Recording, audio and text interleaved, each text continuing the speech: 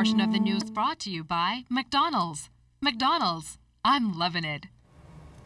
Prime Minister Perry Christie says he plans to address every major issue affecting the country during this 5-year term.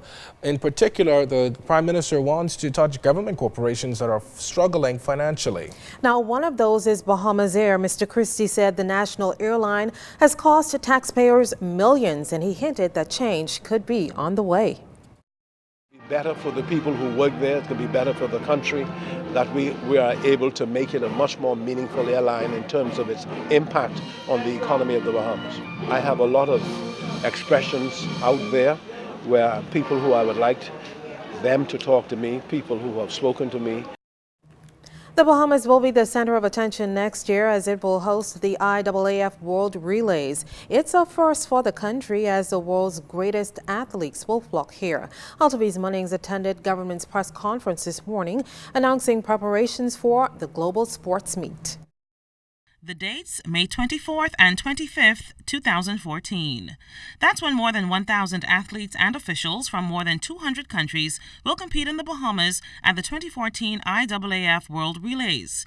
Organizing these championships won't be easy. The government revealed members of the local organizing committee at a press conference Monday. Heading the group are National Security Minister Dr. Bernard Nottage, who will serve as the government and cabinet representative, and veteran athlete Keith Parker as chairman and president. And I think with the team we're assembling to manage and put on these relays, we'll have a very, very successful event. The government plans to spend between $3 and $5 million for each of the World Relays to be held here in 2014 and 2015. And the Christie administration is confident of a double return on that figure. The government says hosting of the relays translates into more than 500 jobs, more than 300 hotel rooms, and an array of global advertising. And while this is very good news, Prime Minister Perry Christie is hoping that the youth, our future track and field athletes, take advantage of this dynamic opportunity. We have the wherewithal to produce athletes who will beat the best in the world.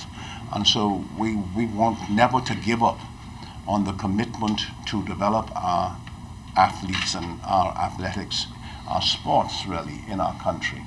Now, the government is encouraging Bahamians everywhere to fill the new Thomas A. Robinson Stadium when the 2014 IAAF World Relays are held here. Sports Minister Dr. Daniel Johnson also hinted that Bahamian culture will be displayed at its best. We have a major thing coming with our Bahamian Carnival, or Bahamian Style Carnival.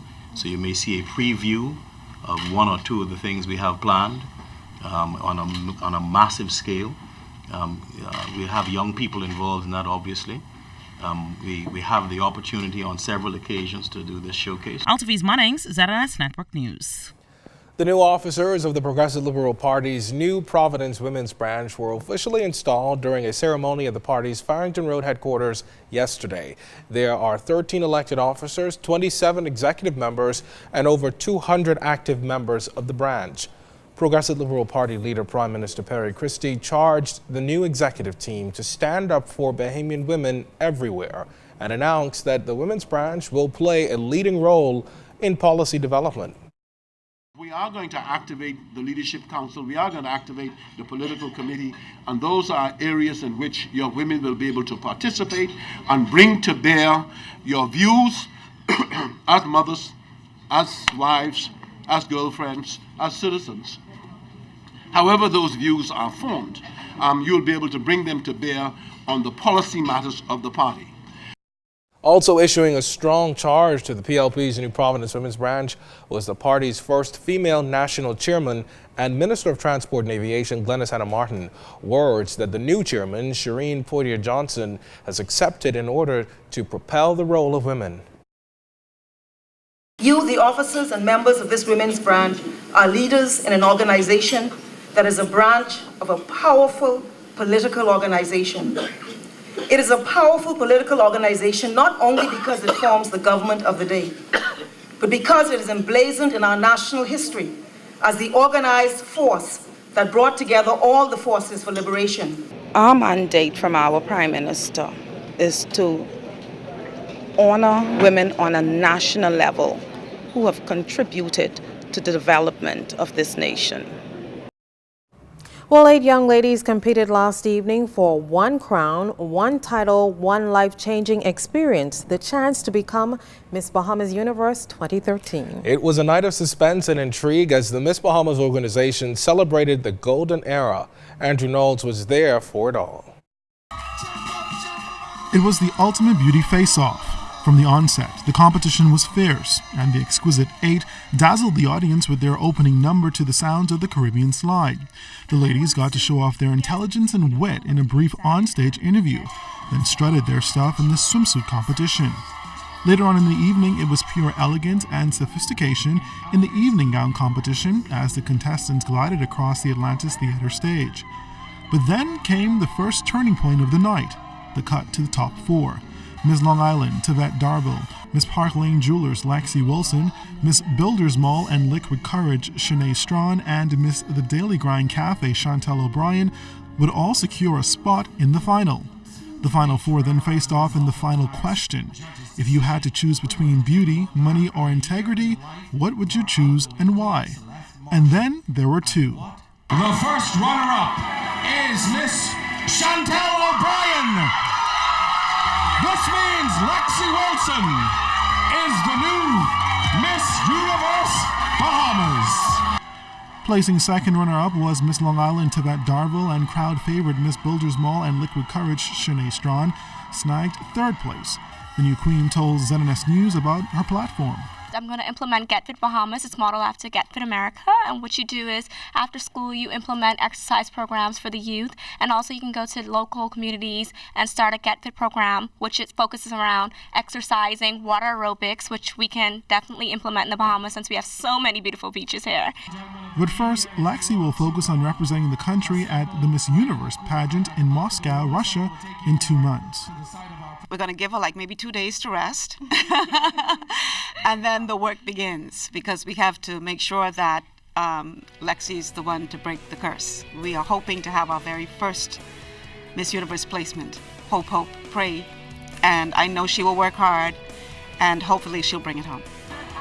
Andrew Knowles, ZNS Network News. And coming up in sports, the battle for Atlantis has been set, but how big will the field be? Stay with us.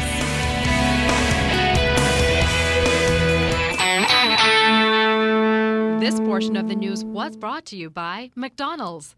McDonald's, I'm loving it.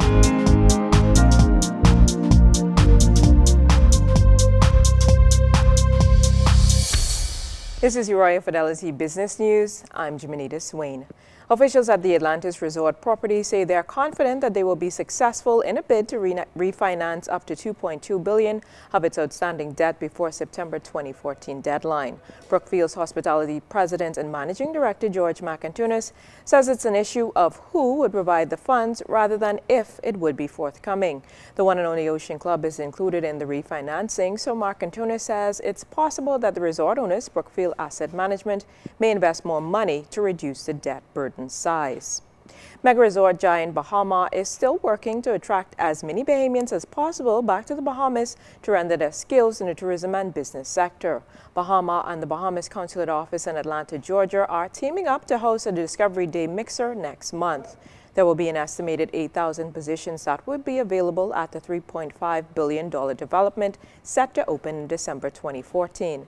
Similar outreach events were held in Florida and London, and Canada and New York are planned as targets after Atlanta.